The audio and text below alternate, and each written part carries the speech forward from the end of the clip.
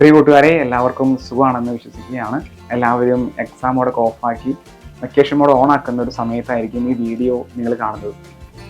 നമുക്ക് വെക്കേഷൻ ഒരുപാട് പ്രോഗ്രാംസ് ഉണ്ട്, സിനിമയുണ്ട്, ഫുഡ് ഉണ്ട്, ട്രിപ്പ് ഉണ്ട്. അതിൻ്റെ എല്ലാത്തിനിടയിൽ പ്രധാനപ്പെട്ട ഒരു കാര്യം നമ്മുടെ ഇടവകയിലെ ഇന്റൻസീവ് ബൈബിൾ കോഴ്സാണ്. നമ്മുടെ വികാരിച്ചന്മാർ ഓൾറെഡി ഡേറ്റ് ഒക്കെ അനൗൺസ് ചെയ്തിട്ടുണ്ടാകും. ആ ഡേറ്റ് സേവ് ചെയ്ത് വെക്കണം. നമുക്ക് 3 ദിവസം പള്ളിയിൽ ഇന്റൻസീവ് കോഴ്സ് കൂടാനുള്ളതാണ്.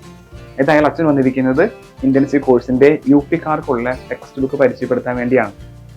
ബിബ്ലിയ 26 ഹോപ്പ് എന്ന പേരിലാണ് നമ്മൾ ഈ ടെക്സ്റ്റ് ബുക്ക് ക്രമീകരിച്ചിരിക്കുന്നത്. ടെക്സ്റ്റ് ബുക്കിന്റെ ഫ്രണ്ട് പേജിൽ തന്നെ, കവർ പേജിൽ നമ്മൾ കാണുന്നത് ഒരു ലാബിന്റെ തീമാണ്. ഒരു ലാബിൽ ഈശോയും 2 ഫ്രണ്ട്സിൽ നിന്ന് വർത്താനം പറയുന്ന ഒരു പിക്ചറാണ് കവർ പേജിലുള്ളത്. അതുകൊണ്ട് തന്നെ ഇതിന്റെ ഏകദേശ കൺസെപ്റ്റ് ഒരു ലാബിന്റെ കൺസെപ്റ്റാണ്. നമ്മൾ സ്കൂളിൽ പഠിക്കുമ്പോൾ ലാബിൽ പോകുന്നവരാണ് നമ്മൾ. കെമിസ്ട്രി ലാബിലൊക്കെ പോയി പരീക്ഷണം നടത്തുന്ന വലിയ സയന്റിസ്റ്റുമാരാണ് എൻ്റെ മുന്നിൽ ഇരിക്കുന്നത്. നമ്മുടെ ഒരു ലാംഗ്വേജിലാണ്, നമുക്ക് മനസ്സിലാകുന്ന രീതിയിലാണ് ഈ ഒരു പുസ്തകം തയ്യാറാക്കിയിരിക്കുന്നത്. നമുക്കിതൊരു റെസ്റ്റോറേഷൻ ലാബ് എന്നൊക്കെ വേണമെങ്കിൽ വിളിക്കാം. സിമ്പിൾ ലാബല്ല. നമ്മൾ അവിടെ നിന്ന് ഒരു വസ്തുവിനെ എടുത്ത് പരീക്ഷണം നടത്തുന്നത് പോലെ ഒരു വസ്തുവിനെ എടുത്ത് പരീക്ഷണം നടത്തി പഠിച്ച് അതിൽ നിന്ന് നമ്മളൊരു പാഠം ഉൾക്കൊള്ളുന്ന രീതിയിലാണ് നമ്മളിത് ഓരോന്നും തയ്യാറാക്കിയിരിക്കുന്നത്. 6 പാഠങ്ങളാണ് ഈ പുസ്തകത്തിലുള്ളത്. 6 പാഠങ്ങളിലും നമ്മൾ 6 വ്യക്തികളെ പരിചയപ്പെടുന്നു എന്നുള്ളതാണ്. നമുക്ക് പ്രത്യാശയാണ് നമ്മൾ ഈ പ്രാവശ്യത്തെ വിഷയം എന്ന് നമുക്കറിയാം. ഈ പ്രത്യാശയുമായി ബന്ധപ്പെട്ട് വരുന്ന 6 കഥാപാത്രങ്ങളെയാണ് ഓരോ പാഠത്തിൽ നമ്മൾ കാണുന്നത്. അവരുടെ പ്രത്യേകമായ നന്മയും ക്വാളിറ്റീസ് നമ്മൾ കാണുന്നുണ്ട്. അതോടൊപ്പം തന്നെ വിശുദ്ധനെയും നമ്മുടെ ഈ ജീവിതകാലത്തിലുള്ള നമുക്ക് ഇൻസ്പിറേഷൻ നൽകുന്ന ഓരോ വ്യക്തിയെയും ഓരോ പാഠത്തിൽ പരിചയപ്പെടുന്നുണ്ട്.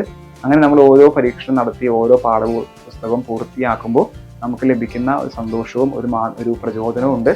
അതാണ് ഈ പുസ്തകത്തിൽ കിട്ടുന്ന ഏറ്റവും വലിയ ഒരു നന്മ എന്ന് പറയുന്നത്.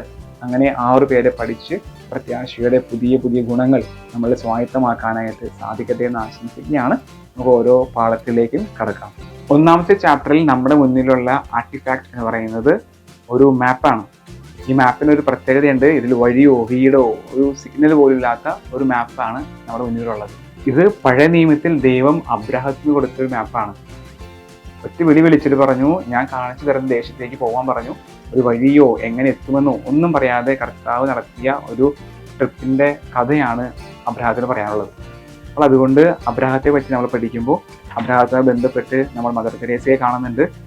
അതോടൊപ്പം തന്നെ നമുക്ക് എല്ലാവർക്കും ഇഷ്ടപ്പെട്ട ലയണൽ മെസ്സിയെ കാണുന്നുണ്ട്. പ്രത്യാശയോടെ ഭാവി എന്തെന്ന് പോലും അറിയാതെ, ഭാവിയിലേക്കുള്ള വഴി എന്താണെന്ന് അറിയാതെ പ്രത്യാശയോടെ മാത്രം മുന്നോട്ട് പോയ കഥാപാത്രങ്ങളെയും വിശുദ്ധരെയും കണ്ടുകൊണ്ടാണ് 1ാം പാഠം നമ്മൾ അവസാനിക്കുന്നത്.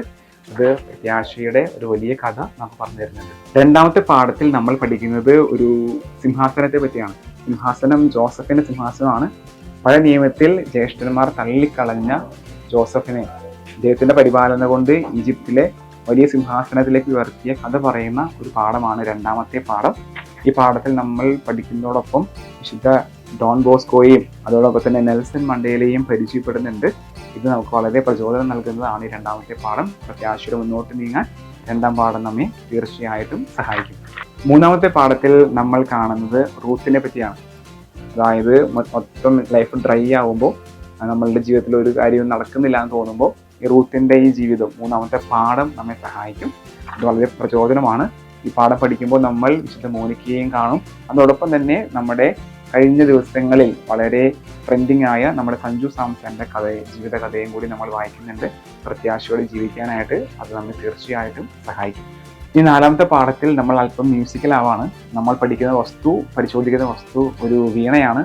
ഈ വീണ ആരുടെയാണെന്ന് വെച്ച് കഴിഞ്ഞാൽ പഴയ നിയമത്തിലെ ദാവീദിന്റെയാണ്. ദാവീദ് പ്രത്യാശയുടെ വലിയ പാഠം നൽകുന്നുണ്ട്. ലൈഫ് മൊത്തം ഡാർക്കായപ്പോഴും നമ്മുടെ ദാവീദ് ദൈവത്തിലുള്ള പ്രത്യാശ കൈവിട്ടില്ല എന്നുള്ളതാണ്. 4ാമത്തെ പാഠം നമ്മൾ പഠിക്കുമ്പോൾ നമ്മൾ കൂടെ കാണുന്ന വിശുദ്ധൻ എന്ന് പറയുന്നത് മാക്സിമിലിയൻ കോൾവേ ആണ്. അതോടൊപ്പം തന്നെ നമുക്ക് എല്ലാവർക്കും അറിയാവുന്ന ഗ്രേറ്റ തുൻബർഗിനെ പറ്റിയും നമ്മൾ അല്പം പഠിക്കും. ഇവരുടെ 2പേരുടെയും ജീവിതം പ്രത്യാശയോടെ ജീവിക്കാനായിട്ട് നമ്മെ സഹായിക്കും. 5ാമത്തെ പാഠത്തിൽ നമ്മൾ കാണുന്നത് എസ്തേറിനെ പറ്റിയാണ്. പഴയ നിയമത്തിൽ എസ്തേറിനെ നമുക്കറിയാം. എല്ലാവരും പേടിച്ചിരിക്കുമ്പോൾ പ്രത്യാശയോടെ ധീരതയോടെ മുന്നോട്ട് പോയ ഒരു സ്ത്രീയാണ് എസ്തേർ. എസ്തേറിന്റെ ജീവിതം നമുക്കും വളരെ പോസിറ്റീവായിട്ടുള്ള ഒരു പ്രചോദനമായിട്ട് മാറും. എസ്തേറിനെ പറ്റി പഠിക്കുന്നതോടൊപ്പം തന്നെ നമ്മൾ പഠിക്കുന്നത് ജോആന ഓഫ് ആർക്ക് എന്ന വിശുദ്ധിയെ പറ്റി പഠിക്കും. അതോടൊപ്പം തന്നെ മറ്റുള്ളവർക്ക് പ്രചോദനമായി മാറിയ മലാല യൂസഫ്സായിനെ പറ്റി നമ്മൾ കാണുന്നുണ്ട്. ഇവരുടെ ജീവിതങ്ങളിലൂടെ കടന്നു പോകുമ്പോൾ നമുക്ക് നമ്മുടെ ജീവിതത്തെ കുറച്ചുകൂടി പ്രത്യാശയോടെ നോക്കാനായിട്ട് നമ്മെ സഹായിക്കും. അടുത്തത് നമ്മുടെ അവസാനത്തെ ചാപ്റ്ററാണ്. 6ാമത്തെ ചാപ്റ്ററിൽ നമ്മൾ കാണുന്നത് പ്രത്യാശയുടെ ക്ലൈമാക്സ് ആയ ഏറ്റവും ഹൈലൈറ്റ് ആയിട്ടുള്ള മാതാവിനെ പറ്റിയാണ്. മാതാവ് പ്രത്യാശയുടെ വലിയ സാക്ഷ്യമാണ്. കർത്താവിൻ്റെ വചനത്തിന് വേണ്ടി നിന്ന മാതാവ് നമ്മെ ഒരുപാട് പ്രചോദിപ്പിക്കുന്നുള്ളതാണ്. മാതാവിനെ പറ്റി പഠിക്കുന്നതോടൊപ്പം തന്നെ നമ്മൾ ത്രേസ്യയെ പറ്റി കാണുന്നു. അതോടൊപ്പം തന്നെ ഒരുപാട് കഷ്ടപ്പാടുകൾ സഹിച്ച് ഇന്ത്യ അഭിമാനം ഉയർത്തിയ മേരി കോമിനെയും നമ്മൾ കാണുന്നുണ്ട്. ഇങ്ങനെ ഇവരിലൂടെ എല്ലാം നമ്മൾ സഞ്ചരിക്കുമ്പോൾ നമുക്ക് ഒരുപാട് പ്രത്യാശയുടെ ഗുണങ്ങൾ സ്വന്തമാക്കാനായിട്ട് സാധിക്കും. അങ്ങനെ ഈ 6 പാഠങ്ങളും കടന്നു പോയി കഴിഞ്ഞ് കഴിയുമ്പോൾ അവസാനത്തേക്ക് എത്തുമ്പോൾ നമ്മൾ കാണുന്നൊരു സർട്ടിഫിക്കറ്റ് ഉണ്ട്. അത് നിങ്ങൾ ഈ 6 പാഠങ്ങളും പഠിച്ച് എൻ്റെ ആക്ടിവിറ്റി എല്ലാം പൂർത്തിയാക്കി കഴിഞ്ഞ് കഴിയുമ്പോൾ നിങ്ങളൊരു സയൻറ്റിസ്റ്റായി നമ്മൾ റെസ്പിറേഷൻ ലാബിലെ എക്സ്പേർട്ട് ആയെന്ന് തെളിയിക്കുന്ന ഒരു സർട്ടിഫിക്കറ്റ് നിങ്ങളുടെ കയ്യിലുണ്ട്.